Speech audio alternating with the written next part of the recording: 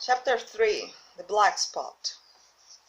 About noon I stopped at the captain's store with some cooling drinks and medicines. He was lying very much as we had left him, only a little higher, and he seemed both weak and excited. "Jim," he said, "you're the only one here that's worth anything, and you know I've been always good to you. Never a mouth, but I've been giving you a silver fourpenny for yourself. And now you see, mate, I'm pretty low and deserted by all, and Jim, you'll bring me one noggin of rum now, wouldn't you, matey?" "The doctor," I began, but he broke in cursing the doctor in feeble voice and heartily. "Doctors is all swabs," he said, "and that doctor there, why, what do he know about seafaring men? I been in places hot as pitch, and mates dropping round with yellow jack, and the blessed land a heavy like the sea with earthquakes. What do the doctor know of lands like that? And I lived on Rome, I tell you. It's been meat and drink, and man and wife, to me. And if I'm not to have my rum now, I'm a poor old hulk when I leave shore. My blood'll be on you, Jim," and the doctor swab. And he ran on again for a while with curses. "Look, Jim, how my finger fidgets," he continued in the pledging tone. "I can't keep them still, not I. I haven't had a drop this blessed day. The doctor's a fool, I tell you. If I don't have a drain of rum, Jim, I'll have the horrors. I seen some of 'em already. I seen old Flint in the corner there, behind you, as plain as print. I see him. And if I get the horrors, I'm a man that has lived rough, and I'll raise Cain. Your doctor himself said one glass wouldn't hurt me. I'll give you a golden guinea for a noggin, Jim." He was growing more and more excited, and this alarmed me for my father, who was very low that day and needed quiet. Besides, I was reassured by the doctor's words now quoted to me, and rather offended by the offer of a bribe. "I want none of your money," said I, "but what you owe my father. I'll get you one glass, and no more." When I brought it to him, he sized it greedily and drank it up. "Eh," said he, "that's some better, sure enough. And now, matey, did the doctor say how long I was to lie here in this old berth?" "A week at least," said I. "Thunder!" he cried, "a week! I can't do that. They'll have the black spot on me by then. The lubbers, it's going about to get the wind of me these blessed moments. Lubbers as couldn't keep that they got, and want to nail what's another's. It's that seemly behavior now I want to know. But I'm a saving soul. I never wasted good money of mine, nor lost it neither, and I'll trick 'em again. I'm not afraid on 'em. I'll shake another reef, matey, and that'll 'em again." As he was thus speaking, he had risen from bed with great difficulty, holding on to my shoulder with a grip that almost gave me a cry out, and moving his legs like so much dead weight.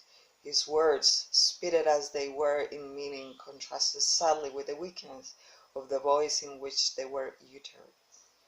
He paused, and he had got into a sitting position on the edge. "The doctor's done me," he murmured. "My ears is singing. Lay me back." Before I could do much to help him, he had fallen back again to his former place, where he lay for a while silent. "Jim," he said at length, "you saw that seafaring man today?" "Black dog?" I asked. "Ah, black dog," says he. "He's a bad un. But there's worse that put him on. Now, if I can get away now how? They tip the black spot, mind you. It's my old sea chest they're after. You get on a horse, you can't you? Well then, you get on a horse and go to, well, yes, I will, to that eternal doctor swab, and tell him to pipe all hands, magistrate, and sich, and he'll lay 'em aboard at the Admiral Benbow, and old Flint's crew, man and boy. all of 'em that's left. I was first mate. I was all Flint's first mate, and I'm the only one as knows the place. He gave it to me to Savannah when he lay a dying, like if I was to now, you see.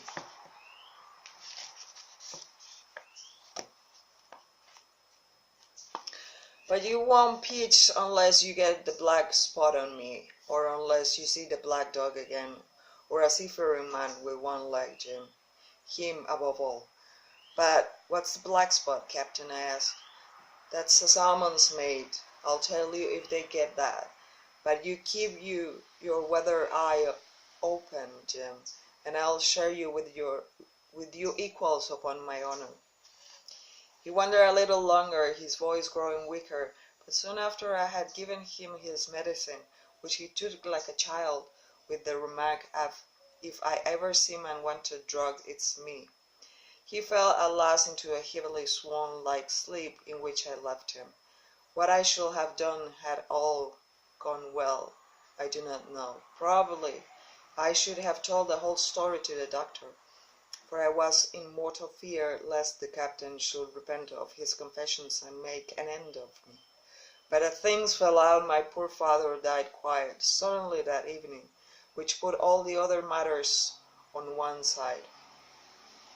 Our natural distress, the visits of the neighbors, the arrangers of the funeral, and all the work in the inn to be carried on the meanwhile, kept me so busy that I had scarcely time to think of the captain, far less to be afraid of him.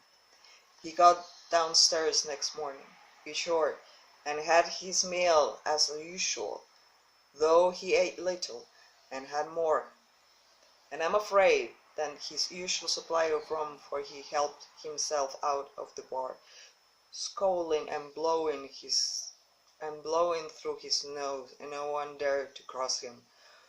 On the night before the funeral he was drunk as ever, and it was shocking in that house of mourning to hear him singing away at his ugly old sea song.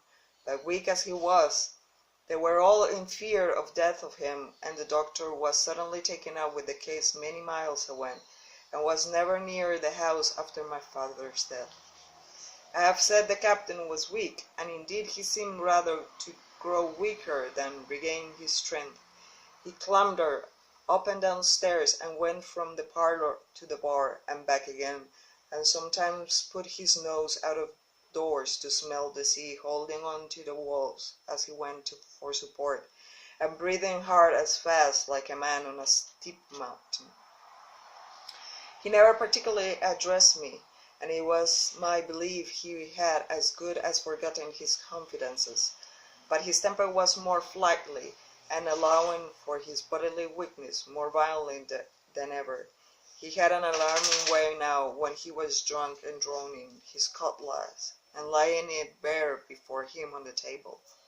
But with all that, he minded people less, and seemed shut up in his own thoughts and rather wandering. Once, for instance, to our extreme wonder, he piped up to a different air, a kind of country love song, that he must have learned in his youth before he had begun to follow the sea. So things passed, and the day after the funeral, and about 3 o'clock of a bitter, foggy, frosty afternoon, I was standing at the door of a moment, full of sad thoughts about my father, when I saw someone drawing slowly near along the road. He was plainly blind, for he tapped before him with a stick, and wore a great green shade over his eyes and nose. He has hunched, as if with age of weakness. And he was hunched, as if with age or weakness, and wore a huge old tattered sea cloak with a hood, and made him appear positively deformed. I never saw in my life a more dreadful looking figure. He stopped a little from the inn, and, raising his voice in an old singing song, addressed the air in front of him. Will any kind friend inform a poor blind man who has lost the precious sight of his eyes, in the gracious defense of his native country, England, and God bless the King George, where or in what part of this country he might now be. You are at the Admiral Benbow, Black Hill Cove, my good man, said I. I hear a voice, said he, a young voice. Will you give me your hand, my kind young friend, and lead me in? I held out my hand, and the horrible, soft-spoken, eyeless creature gripped it in a moment like a vice. I was so much startled that I struggled to withdraw, but the blind man pulled me close up to him with a single action of his arm. Now, boys, said he, take me into the captain. Sir, said I, upon my word I dare not. Oh, he sneered. That's it. Take me in straight, or I'll break your arm. And he gave it, as he spoke, a wrench, and made me cry it out. Sir, said I, it is for yourself, I mean. The captain is not what he used to be. He sits with a drunk cutlass and other gentlemen. Come now, March, interrupt me. And I never heard a voice so cruel and cold and ugly as that blind man's. It cowed me more than the pain, and I began to obey him at once, walking straight in at the door and towards the parlor, where our sick old buccaneer was sitting, dazed with rum. The blind man close to me, holding me one iron fist, and leaning almost more of his weight on me than I could carry. Lead me straight up to him, and when I'm in view, cry out, he's a friend for you, Bill. If you don't, I'll do this. And with that he gave me a twitch that I thought I would have made me faint. Between this and that, I was so utterly terrified at the blind beggar that I forgot my terror of the captain, and as I opened the parlor door, cried out the words he had ordered me in a trembling voice. The poor captain raised his eyes, and at one look the rum went out of him and left him straight sober. The expression of his face was not so much of terror as of mortal sickness. He made a movement to rise, but I do not believe he had enough force left in his body. Now, Bill, sit where you are, said the beggar. If I can see, I can hear the fingers stirring. Business is business. Hold out your left hand. Boy, take his left hand by his wrist and bring it near to my right. We both obeyed him to the letter, and I saw him pass something from the hollow of the hand that held his stick into the palm of the captain's, which closed upon it instantly. And now that's done, said the blind man, and at the words he suddenly left hold of me, and with incredible accuracy and nimbleness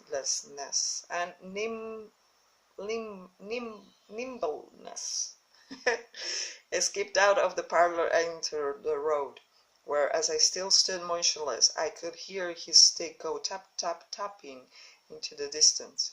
It was some time before either I or the captain seemed to gather our senses, but at length, and about the same moment, I released his wrist, which I was still holding, and he drew in his hand and looked sharply into the palm. 10 o'clock, he cried. 6 hours. We'll do them yet. And he sprang to his feet. Even as he did so, he reeled, put his hand to his throat, stood swaying for a moment, and then, with a particular sound, fell from his whole height, face foremost to the floor. I ran to him at once, calling to my mother, but the haste was all in vain. The captain had been struck dead by thunder and apoplexy.